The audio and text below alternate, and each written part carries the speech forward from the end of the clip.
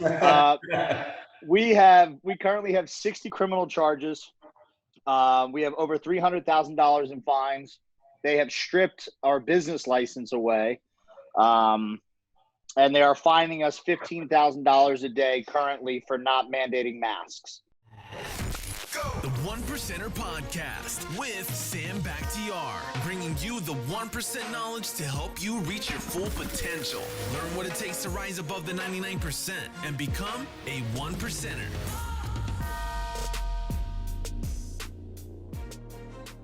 What's up, guys? Welcome back to the One Percenter Podcast. Sam and I got a great episode for you today. We have an amazing guest. You've probably heard his story floating around the internet and stuff like that. His name is Ian Smith.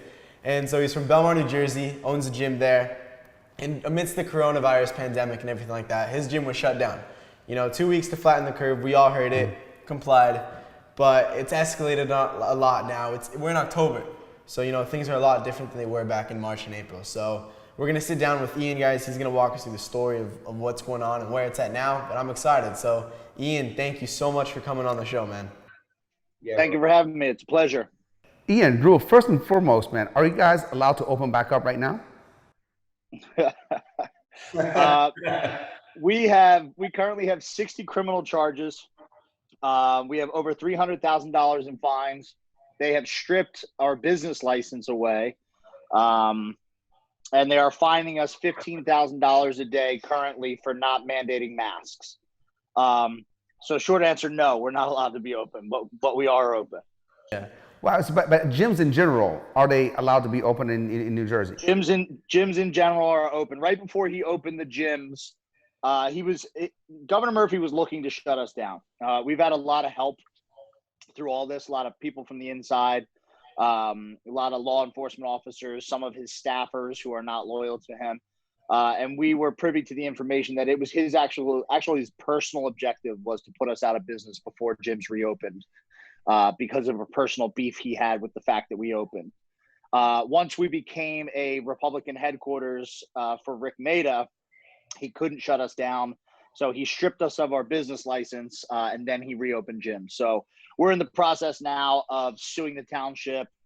We're suing everybody right now. This is the boring. We are. I mean, we're suing the town council, all 6 members. We're suing the mayor himself. We're suing Governor Murphy. We're suing the health department. We're suing the state police. We're suing the county sheriffs. Everybody who was involved is getting a lawsuit. So this is kind of the boring part. But no, we are not allowed to be open. But we are fully open and fully operational. Now, I'm curious because I own a bunch of gyms, and how are your clients? Your clients are all behind you. They love you because you stood up, and you took a stance. Absolutely. Yeah. I mean, as a gym owner, you understand it. As a gym owner, one of the easiest criticisms that people always threw out there during this whole coronavirus thing is, oh, you guys are selfish. You just want to go and work out so you look good. But I mean, anybody who's really been inside of a gym, especially a gym owner, knows that there's much more to why people come to the gym. And a huge part of that is mental health. So our members are behind us 100%. We gained way more members in the process by staying open because people wanted to come to the gym and work out. They want to take their health into their own hands, be it physical or their mental health or both.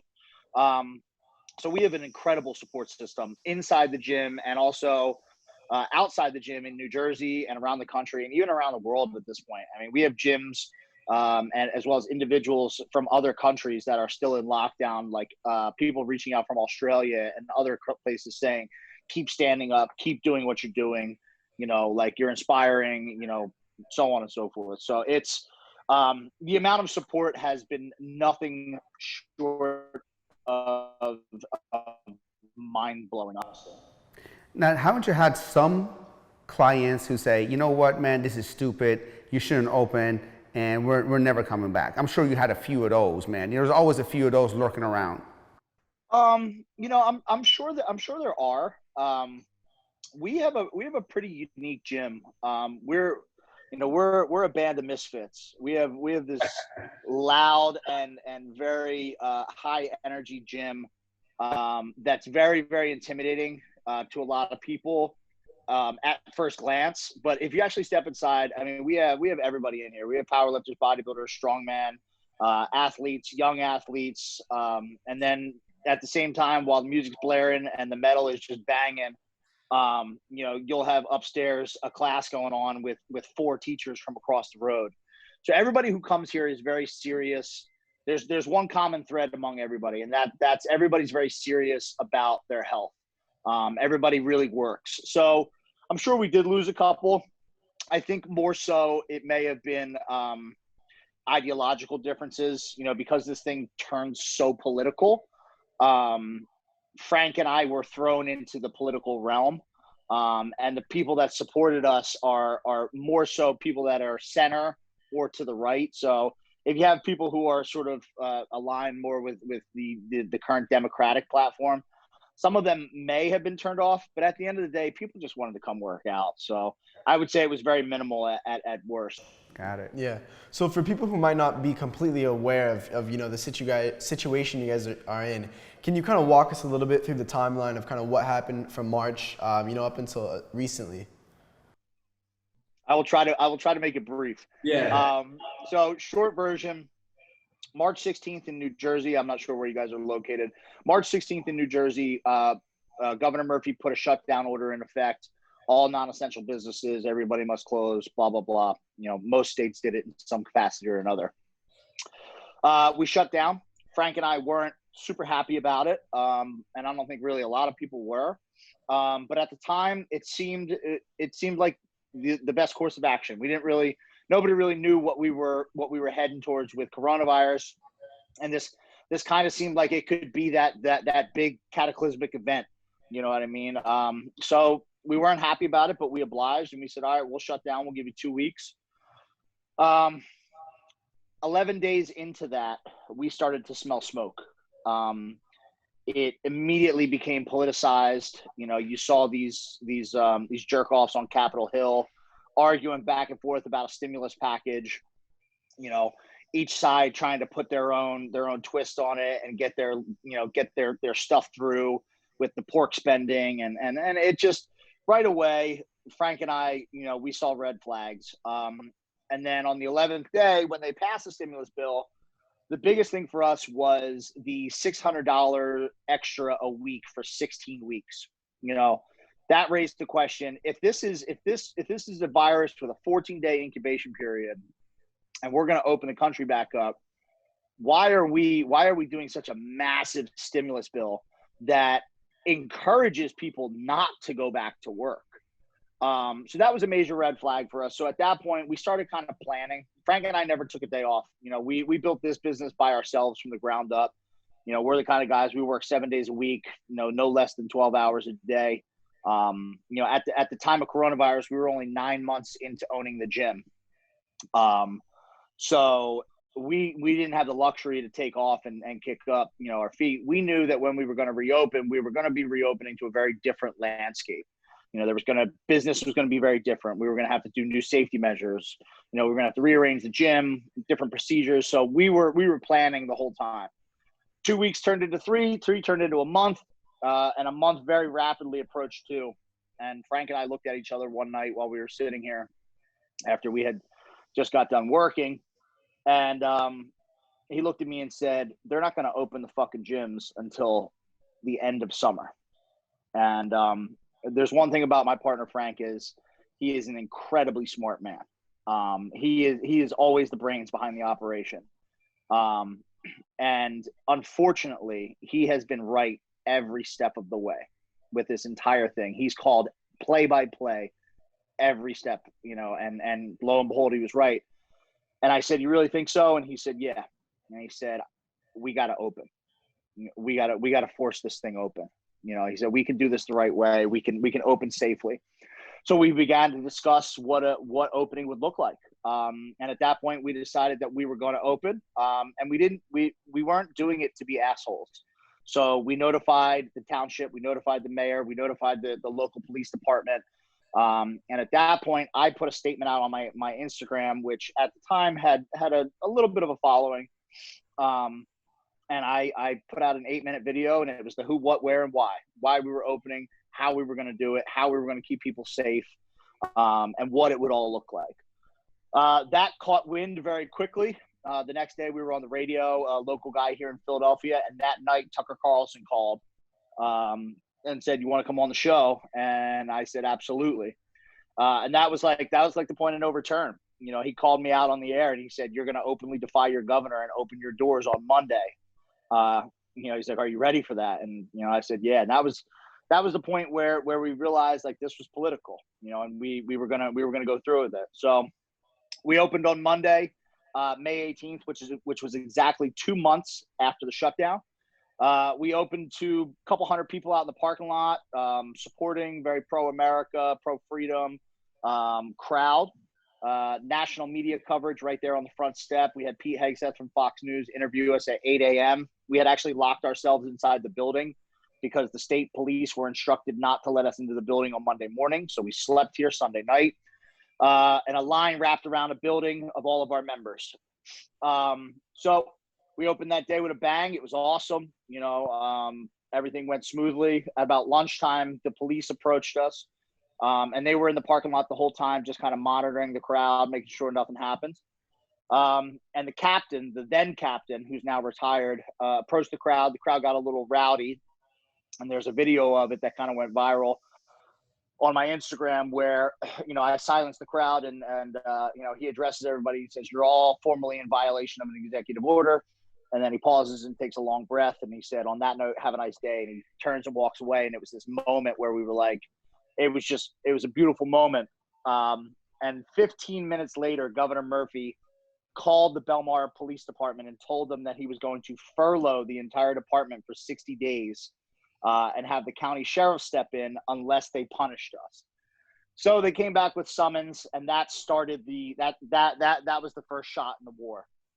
Frank and I received summons that day. We received them publicly with a smile on our face. We closed down, reopened Tuesday. They hit us with more citations, and they started targeting our members. They were trying to scare our members away because we had so much support. So they were going after our members, issuing them summons. They actually arrested one member that day. Wednesday, they did the same thing. They set up cameras in the parking lot, and they were following people to their homes and pulling them over down the street out of the eyes of the cameras because it was not looking good for them as far as media optics go. Wednesday night, in the middle of the night, somebody from the health department showed up, and we have video footage of it, showed up in an unmarked van and slapped a sticker on the door that said, "You are shut down," via the New Jersey Health Department. Nobody ever stepped inside of our building. Nobody ever inspected our safety protocol, and nobody ever even contacted us. And it's a familiar theme through all this. It's this weaponization of public organizations. You know, the police are there to protect and serve the community, not to enforce governor's wills. And the same thing with the health department. The health department is there to make sure that businesses are operating safely. And it was just an extension of Governor Murphy's will saying, hit them with the health department. And he actually said that in his press conference that day. So we ignored the health department shutdown because it was BS. We reopened Thursday and Friday. More citations. Late on Friday, Governor Murphy went to a lapdog of a judge who is a disgrace to the justice system here in New Jersey. His name is Judge Robert Lugi. He's a yes, sir kind of guy when it comes to Murphy. And he signed off on a court order enforcing the health department shutdown. And they came in, they broke the locks on our building and changed them in the middle of the night on Friday. And they essentially locked us out of our own business. Fast forward a couple of weeks, we got the doors back open because we have a nutrition store inside. It's an essential business. We agreed to play nice, because we had made our stand. We had made our statement publicly. And we have faith in the American system, and the idea of the American system is that all three branches provide checks and balances. The executive branch was out of control with the shutdown orders. So it was now in the hands of the judicial system. So we backed off. We promised that we wouldn't open inside until we got our fair day in court. At that point, we were operating outside. We were dragging 45,000 pounds worth of equipment, dumbbells, barbells, plate-loaded machines, benches, squat racks outside into the parking lot every single day. We were having 300 members a day show up in the 90-plus degree June heat to work out outside and support us. But that fair day in court never came. We have multiple lawsuits against Governor Murphy that have never seen the inside of a courtroom, which is quite the opposite for him. When he wants something done, it's done immediately. He'll get us in court the same day if he wants. So a federal judge by the name of, I don't even remember his name now, a federal judge, another lapdog of a judge, decided that he wasn't going to hear the case and he was going to abstain on the ruling until all of our criminal charges were dismissed or handled, knowing that that would take up to 2 years to handle all of these criminal charges. So he found a way to not have to rule on the case. So at that point, that was July 4th. Frank and I said, fuck it, it's Independence Day. What better day to get arrested for operating your business freely? So we opened up back inside. Nothing ever happened on Independence Day. And people got word that we were open back inside. And we were doing upwards of 800 members a day coming through from July 4th to July 24th. At that point, we were found in contempt of court. And it started the $15,000 a day fine. And Governor Murphy got the judge now to say that they could barricade our doors closed because the locks didn't work last time. So at that point, Frank and I decided that never again were we going to be locked out of our building. So we decided to stay here 24 hours a day, 7 days a week as a form of protest. And we took the doors off of the hinges so that they could not lock them again. And opened the gym for 24 hours a day. We slept in shifts in the tanning bed, operated the gym, opened it 24 hours a day for anybody. And also through all of this, we never charged a member for anything. Our membership had been suspended since April 1st. So we were just operating just for the sake of being open, surviving on energy drink sales and water, as well as t-shirt sales and donations. So we were here 6 days. And in the middle of the morning at 5 a.m., they came and arrested us. It was a Monday morning. I forget the date. They arrested Frank and I, took us down to the police station, hit us with some more bullshit charges. At this point, we were upwards of about 50 charges. When we came back, the doors were boarded up with plywood barricade. So we took a day off or two because it had been, I mean, we've been fighting for so long. It gets very, very tiresome. So we took a couple days off, and on Saturday that week, we called the national media again. I notified Tucker Carlson, Pete Hegseth, all those people who had been instrumental in giving us media attention that we were going to kick the doors in. And we did. Saturday in front of a big crowd and media coverage, we did like a 300 style kick to the front door, and it came right off. And we turned the lights on, turned the music on, and resumed business. And at that point, we again were 24 hours a day, 7 days a week, being fined $15,000 a day, criminal charges every single day. And then it came to a head where they were going to come and arrest us again. And that was probably September sometime. I don't remember the exact date, when Rick Maida, who is running for Senate against Cory Booker, reached out to us and said, I think I have an idea to help you. Let's make your gym a political rally house for my campaign, because Governor Murphy cannot shut down any political activities. They're all exempt from the executive orders. So we did that. And then our business license was stripped a few days later. And then we've been operating ever since. Still being fined $15,000 a day, still in business. To date, we have actually. I love that piece of paper you have. 50,439 visits to the facility since we started tracking on June 16th, and not a single case of COVID has been reported. And we do not require masks in the facility. Only, I would say, less than 1% of our members wear masks. Yeah. Wow. Hey, That was the short version. Well, out of curiosity, man, you know, what's that? How much do you have in fines right now? About approximately. We just passed 300,000 today. Okay, and when are you going to get to the bottom of this? You know, when are you going to go to court and get them to the bottom of this? And and be able to kind of fight back? Because I know you said that when he wants something done, it's done. But when you want something done, well, it gets either thrown out or delayed. That's a great question. And one of the scariest things about all this is they have truly used COVID to get away with whatever they want. The way that the court systems are operating right now is an absolute joke. They're not doing any in-person court hearings. The only time we've been in court is over the phone, not even over video. It's a teleconference, which is an absolute joke. I mean, we haven't even spoken to a judge. Frank and I to date have not even said one single word on our own behalf in front of a judge.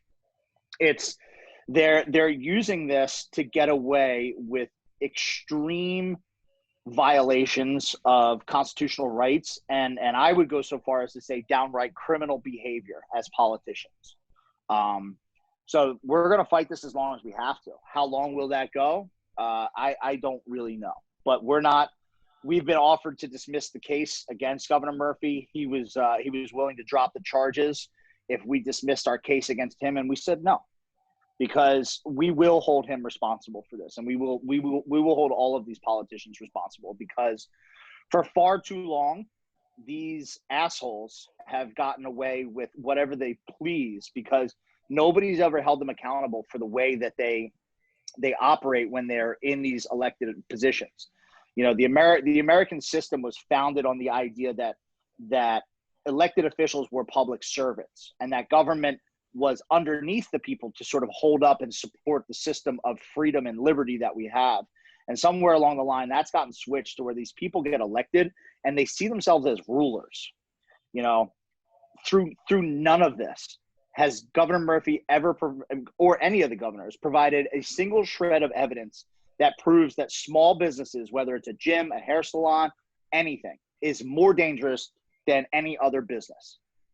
And meanwhile, 5 of them, Governor Whitman, or whatever, Gretchen, whatever her name is in Michigan, Gavin Newsom, Governor Murphy, Cuomo, and Governor Wolf, are responsible for catastrophic amount of deaths in nursing homes, which are under their discretion. These people chose to put COVID positive patients into nursing homes, which is probably the most reckless thing that you could do. And they like to pass the buck and say small business is responsible for it. And it's like, no, because if they didn't do those things, I mean, the deaths in New Jersey, 60% of them are in nursing homes. 60%. We have the highest death rate in the country in New Jersey. And Governor Murphy likes to point the fingers at small businesses as if we're the problem. No, you're the problem. Your bad decisions brought us to where we are. And that's why we have such a death toll. And then they use that high death toll to scare people into staying shut down. It's criminal behavior. They know what they're doing. This is, and in the beginning, I was a little more forgiving and say, hey, maybe you made a mistake. But this is political for them. This is about power, and this is about control. So we'll fight it as long as it has to go. I wouldn't be surprised if it lasts a couple of years. Wow. Yeah, it's crazy. Like hearing this, you would never think that this is happening in the U.S. This sounds like this is literally from another country, and it's crazy. Yeah. It's absolutely crazy. We're in California, so we know Gavin Newsom, Eric Garcetti. Exactly, Eric Garcetti, the same thing. And like you see Nancy Pelosi in the hair salon, no mask, getting her hair done and everything like that.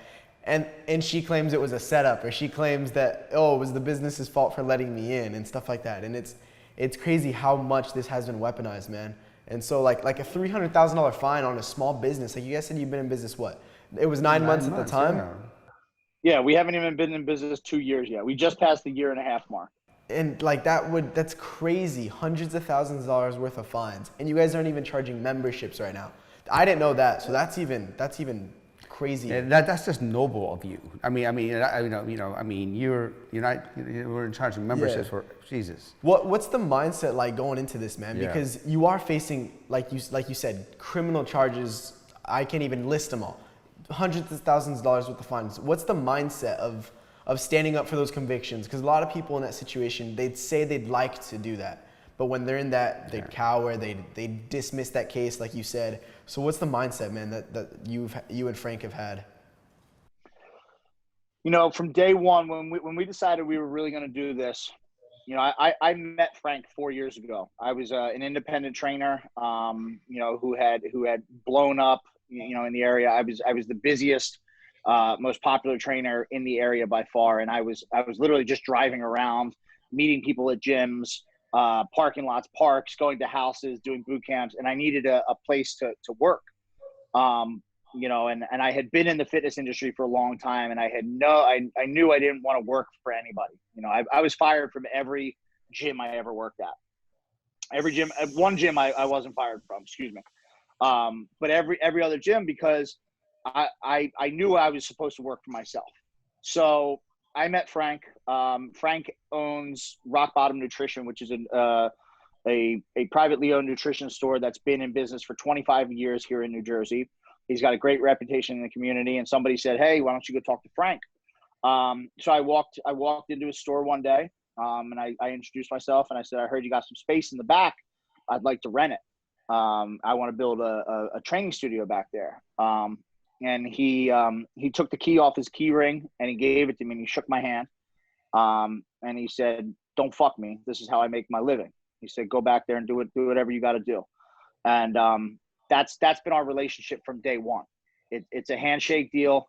You say you're going to do something, you do it.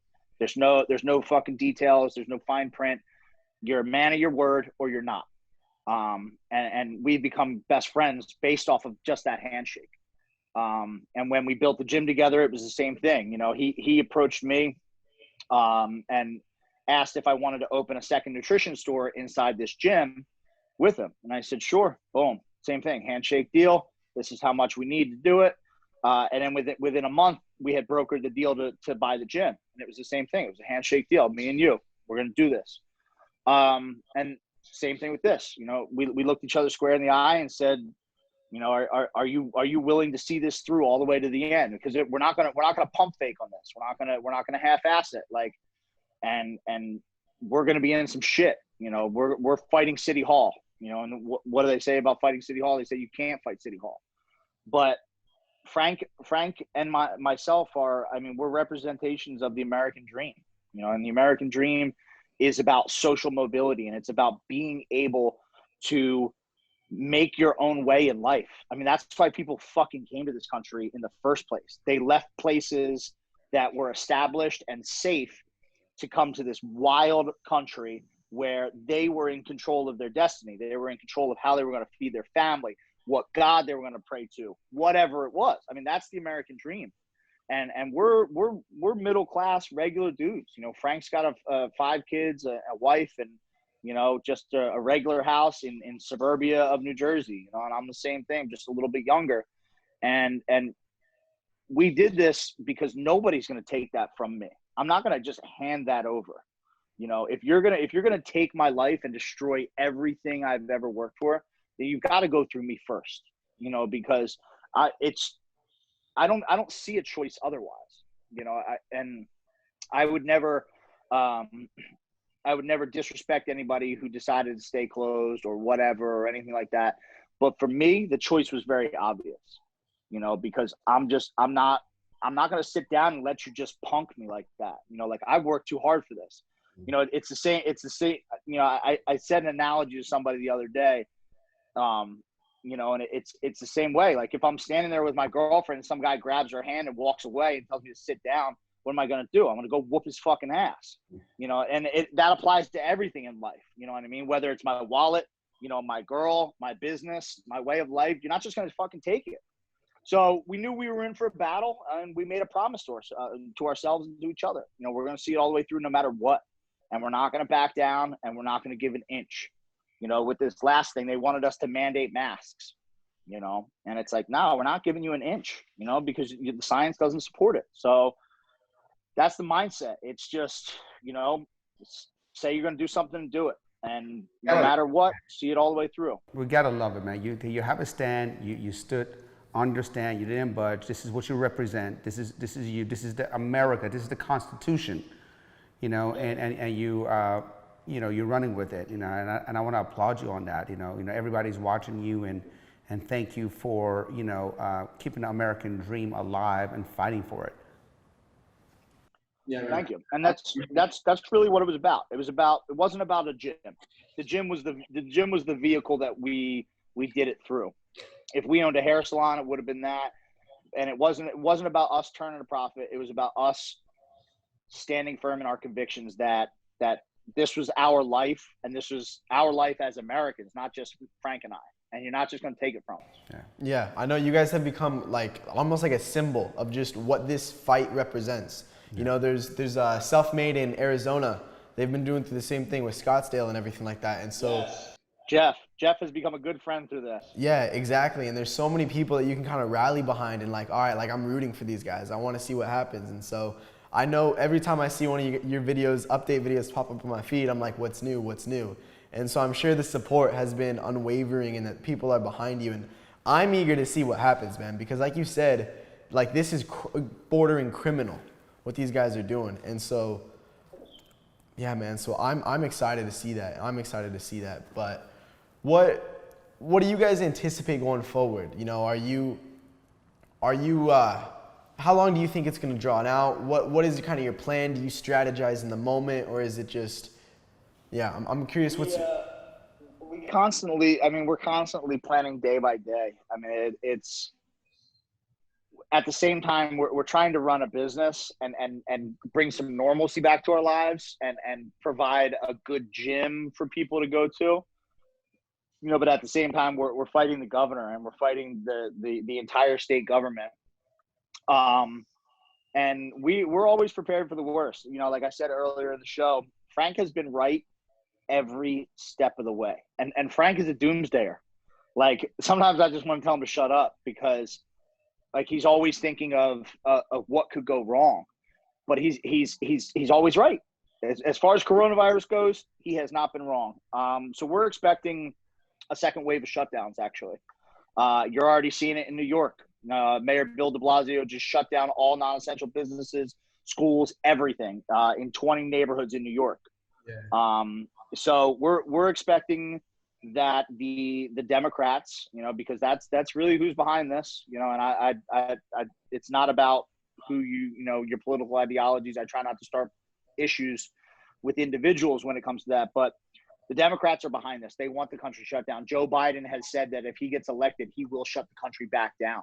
So we're anticipating another fight. I mean, like we're trying to rest up as best we can because, you know, I see it coming. You know, you see the narrative. We watch the news constantly. We listen to all of the media talking points. We listen to every single press conference that Murphy gives. We read every single word of every single executive order. We weren't political before this. You know, Frank likes to joke, but he's serious. You know, he thought all the red states were in the middle and the blue states were the ones that bordered water. Like that's how non-political he was. So we study. We try to stay ahead as much as we can. But that's what we see. We see another shutdown coming. And they're going to try to force it through. But at the same time, we got a couple things cooking as far as legal stuff goes.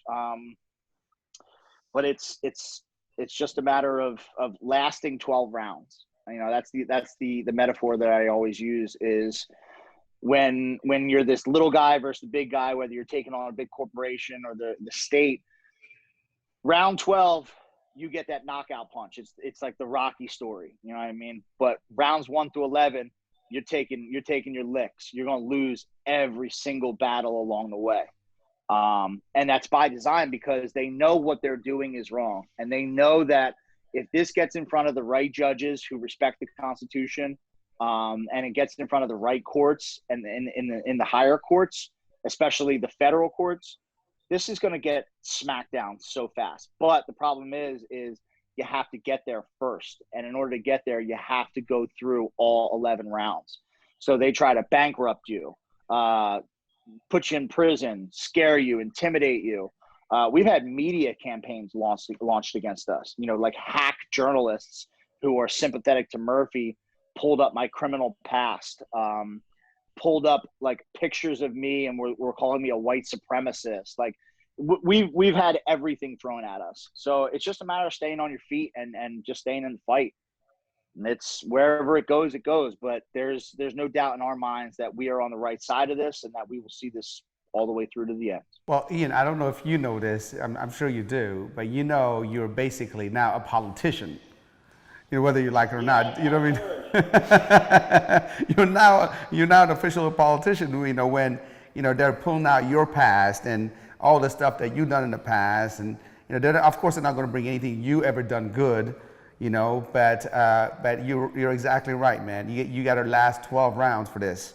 You got to go through all of it, man. This is you got to do the rope-a-dope. You know what I mean? Yeah, you just got to, no matter how many punches you take, you just got to stick and move. Just stay on your feet.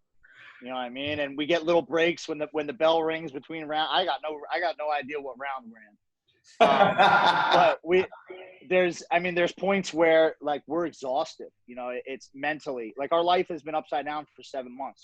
This has impacts on every aspect of our lives, not just financially, but like, our relationships at home. Frank's got a wife that he barely sees. I got a girlfriend I barely see.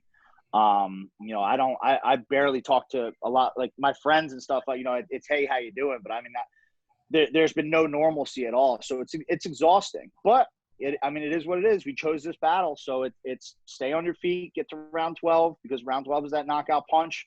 Governor Murphy knows it, and all these other clowns who are doing the same thing, they know that. So love it, man. It's it's civil disobedience. It's what we're supposed to do when we see our higher ups not doing what they're supposed to do. You can say the same thing as what happened in the 60s with civil rights and stuff like that. This is like a modern day Boston Tea Party. Yeah. Like it's literally something like that, man. And I applaud you and I love it because I saw Governor Murphy, I think it was him, a few months back. He had a quote where it was like, I wasn't even thinking about the Constitution. And it's like, yeah, he said that on Tucker Carlson. Yeah, and it's crazy because these are our leaders, and I think the people are just asleep, and they've just become so used to just following what they say and trusting. And it's guys like you that need to raise those questions, and it's like, hey, we're not backing down. Like, we're holding you accountable. And so I'm excited, man. I love it. One of the things that was so, like, surprised me is how extensive your safety plan was. And how 15, like, it was above what even the laws were. Mm-hmm. Yeah. We actually had a group of scientists come in and they did an analysis not only on our safety protocol, but how we actually rolled it out. Like, A, was it good on paper, but B, did we actually follow through with it? And they wrote a 5-page report that said, A, it was the best they've ever seen, and B, that it was so good that masks are completely useless inside. We've gone so far above and beyond that there's no point in wearing a mask inside because it's not going to make it any safer. But you brought up a really interesting point. People have been asleep at the wheel. And I think the reason that we're in this situation is because for far too long, especially our generation, the people between the ages of, say, 30 and 50 or 25 and 50, nobody pays attention. We elect people every 2 to 4 years. We go. A lot of us don't even go. And then we don't watch what these people are doing.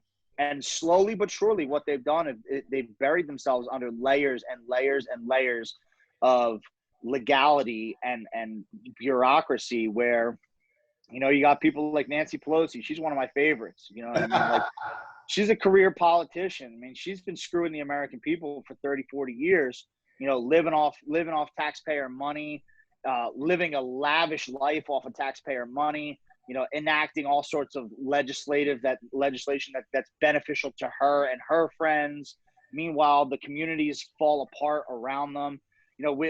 We've got to, my hope is that through all of this, we learn that we can't just go to the ballot and press a button and forget about it. Like, everybody has to start becoming just politically aware. You don't have to be a friggin' activist. You don't have to go protest every weekend, but like, we've got to start paying attention. Because if we don't, that's just the nature of how these things work. You give people a little bit of power and they're just gonna get hungry for more. So it's up to us, and especially the men in this country. It's up to us to start holding these people accountable now and in the future. I do believe that we will make it out of this and we will be just fine. But we can't let something like this happen again, because it's next time we might not be so lucky, and they might have the noose around our neck a little tighter, because it's our duty as Americans, like, it's cliche, but freedom isn't free. You don't just get to live in this country and not pay attention to anything. You have to, if you want to take part in freedom and liberty and this beautiful American experiment, then you got to play the game.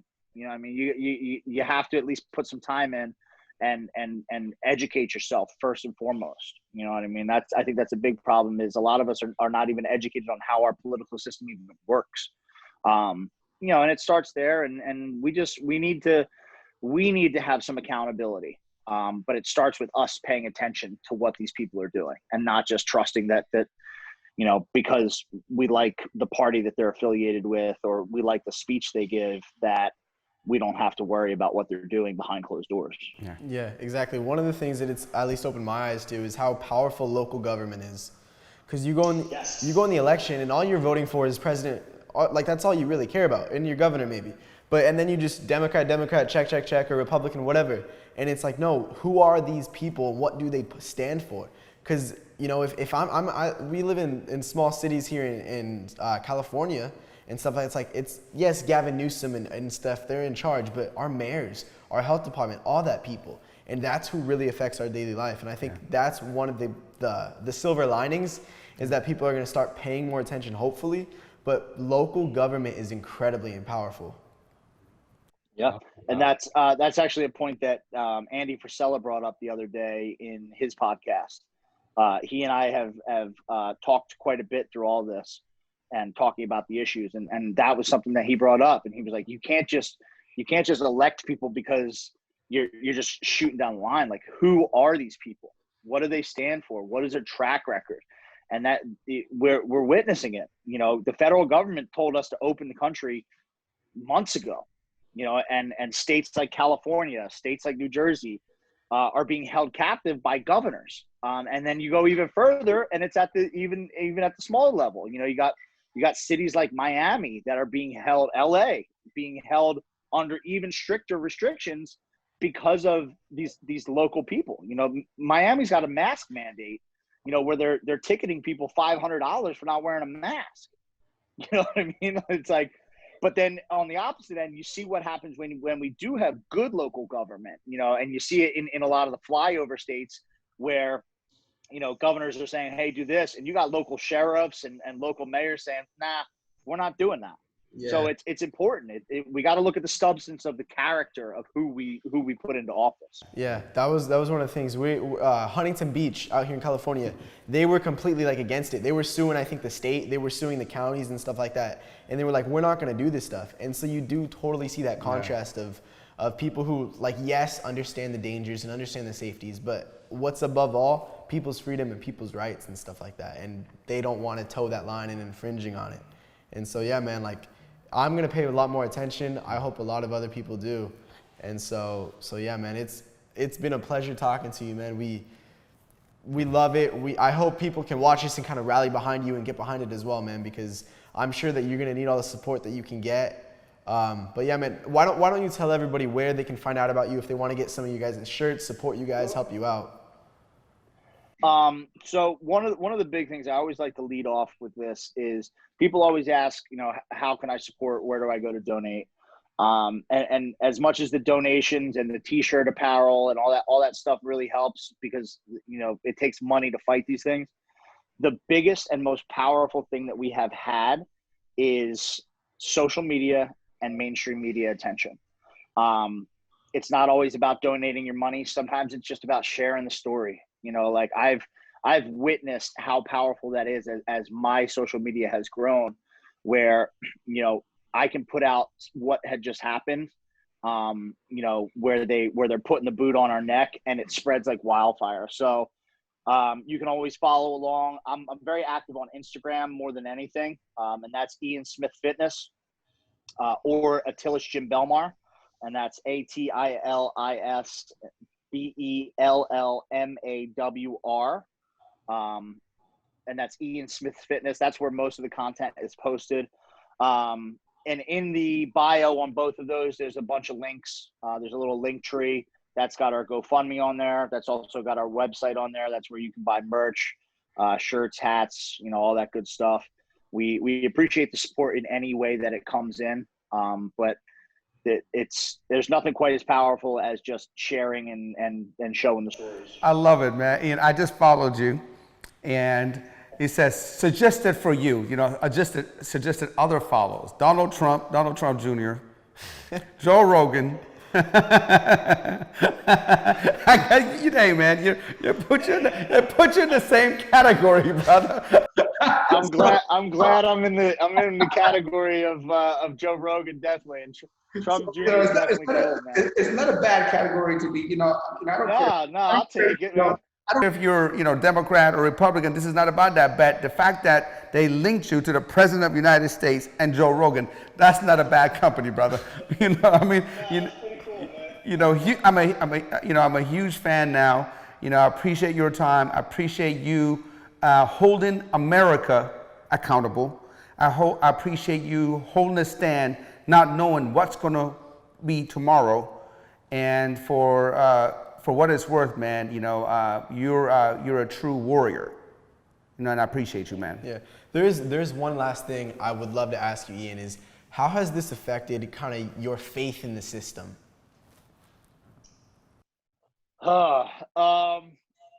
The system as it is right now is it's fucked, dude.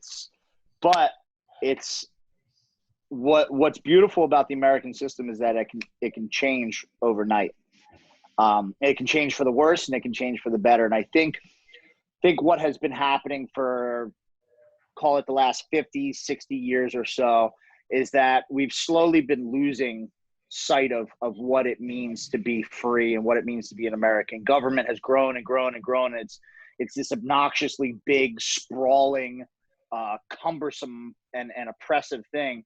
And that's a scary thing. But look at what Frank and I did. We joke, we're just two dumb gym owners who won't back down. And look at yeah, and look at what we did. You know what I mean? And if you would have asked me 7 months ago, right before this all kicked off, I was in Wyoming for a buddy's bachelor party. We were there skiing, having a good time. If you would have asked me then, do you think that you could change the political landscape of a country? Do you think that there could be millions of people rallying behind you? Or do you think that you could have a meaningful impact on the world? And I would have laughed. I've been like, nah, man, I'm just one dude. But you can. And that's what's amazing about the American system. So as screwed up as it is right now, I think it's making a major course correction. This has woken a lot of people up. A lot of people who have been asleep at the wheel, myself included, are now looking around and saying, man, something's got to change. And people are getting active and you're invigorating and awakening the American spirit. So I have faith that, like I said, we'll come out of this better than probably ever before, at least in our lifetimes. So as fucked as it is, I'm optimistic about the future. Awesome, man. Well, guys, you heard it here. Go check them out. Go support them. Spread their message. Help them, share it, post it on your story.